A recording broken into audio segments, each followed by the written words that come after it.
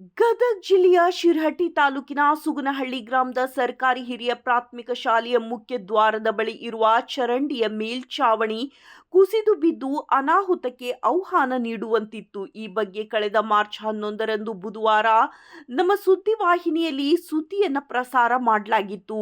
ಸುದ್ದಿಯನ್ನು ಗಮನಿಸಿದ ಗದಗ ಜಿಲ್ಲಾ ಕಾರ್ಯನಿರ್ವಾಹಕ ದಂಡಾಧಿಕಾರಿ ಸಿಎನ್ ಶ್ರೀಧರ್ ಹಾಗೂ ಗದಗ ಜಿಲ್ಲೆಯ ಶಾಲಾ ಶಿಕ್ಷಣ ಇಲಾಖೆಯ ಉಪನಿರ್ದೇಶಕರಾದ ಆರ್.ಎಸ್. ಬುರುಡಿ ಇವರು ಶಿರಹಟ್ಟಿ ತಾಲೂಕಿನ ಕ್ಷೇತ್ರ ಶಿಕ್ಷಣಾಧಿಕಾರಿ ಎಚ್. ನಾಣಕಿ ನಾಯಕ್ ಇವರಿಗೆ ಸರಿಯಾಗಿ ಕ್ಲಾಸ್ ತೆಗೆದುಕೊಳ್ಳುವ ಮೂಲಕ ಖುದ್ದಾಗಿ ಸ್ಥಳಕ್ಕೆ ಭೇಟಿ ನೀಡಿ ಕ್ರಮ ವಹಿಸಲು ಸೂಚಿಸಿದ್ದಾರೆ.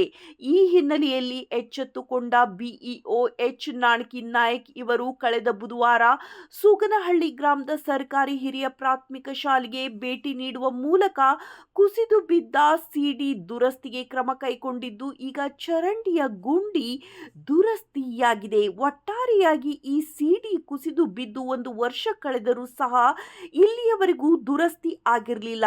ಈಗ ಈ ಸುದ್ದಿ ಪ್ರಸಾರವಾದ ಪರಿಣಾಮ ಚರಂಡಿಯ ಮೇಲ್ಛಾವಣಿ ದುರಸ್ತಿ ಭಾಗ್ಯವನ್ನ ಕಂಡಿದ್ದು, ಸುದ್ದಿವಾಹಿನಿಯ ಬಳಗಕ್ಕೆ ಸುಗನಹಳ್ಳಿ ಗ್ರಾಮದ ಸಾರ್ವಜನಿಕರು ಹಾಗೂ ಮಕ್ಕಳ ಪೋಷಕರು ಧನ್ಯವಾದಗಳನ್ನು ತಿಳಿಸಿದ್ದಾರೆ.